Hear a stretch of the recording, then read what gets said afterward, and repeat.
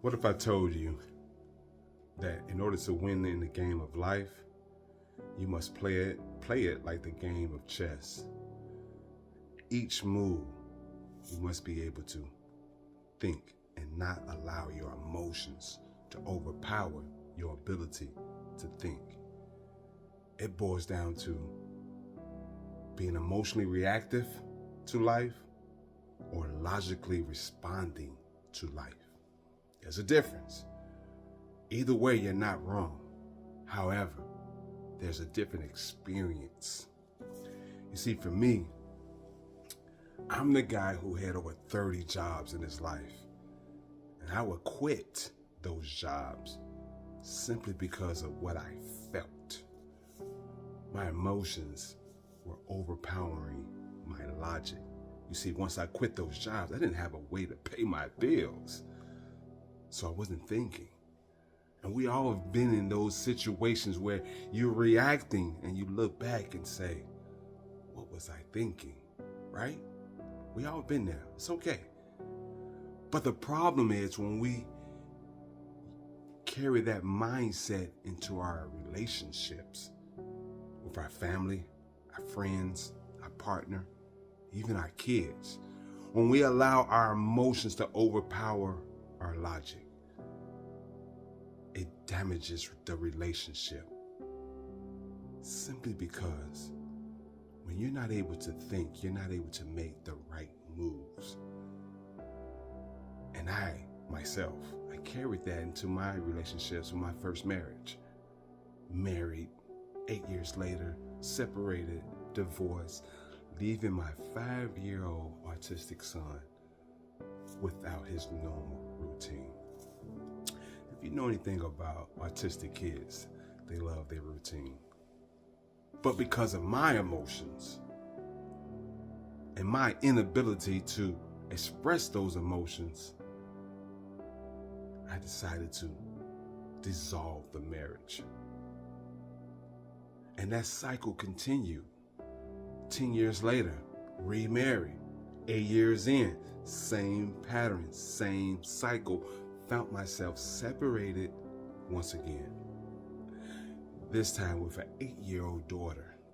Oh yeah, I'm winning, right? Not so much, because I'm sleeping in my gym on an air mattress in between barbells and dumbbells and kettlebells and medicine balls. And trust me, trying to get to the bathroom at 2 in the morning was like a navigation nightmare. But one of those nights I sat in my gym and I had a meeting with myself because I needed it to make sense. And so I became a student of my emotions, and I asked myself, what emotion are you feeling about this marriage right now? And some emotions started to come up and start to talk to me. Like seriously, I'm having conversations with my emotions. What are you? I can hear the emotion say, I'm respect. Respect. Why are you here, respect? Because I never got it as a kid. You see, our mom, she taught us how to respect other people, teachers, police officers, but she never taught us how to respect ourselves. So I saw it in other people, right? Then another emotion came, abandonment. Abandonment. Why are you here? Because our father left us when we were 9 years old. He chose drugs over being a father to his kids. And we never saw him again. Okay? And there was another emotion that popped up way in the back. I couldn't actually see the image. But I asked him, what emotion are you? And it said with a low tone voice, validation. Validation. Why are you here? because I never felt seen. I never felt heard. Oftentimes, when those emotions are never dealt with, we carry them into our relationships, and ultimately they show up and they show out. But luckily for me, I was able to have that meeting with my emotions, and I came up with a game plan, and I wanted to give it to you.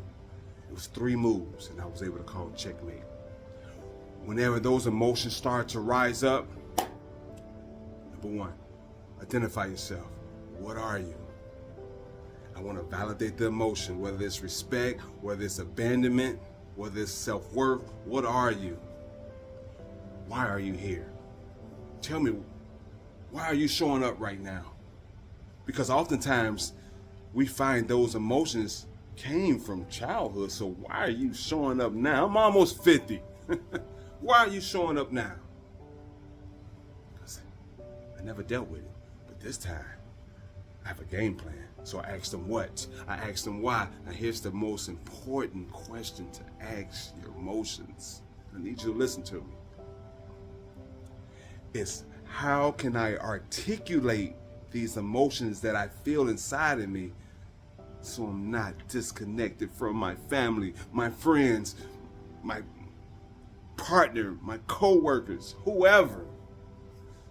Don't allow your emotions to overpower your ability to think. It's damaging relationships. Instead, become a student of them. Ask them what, ask them why, ask them how.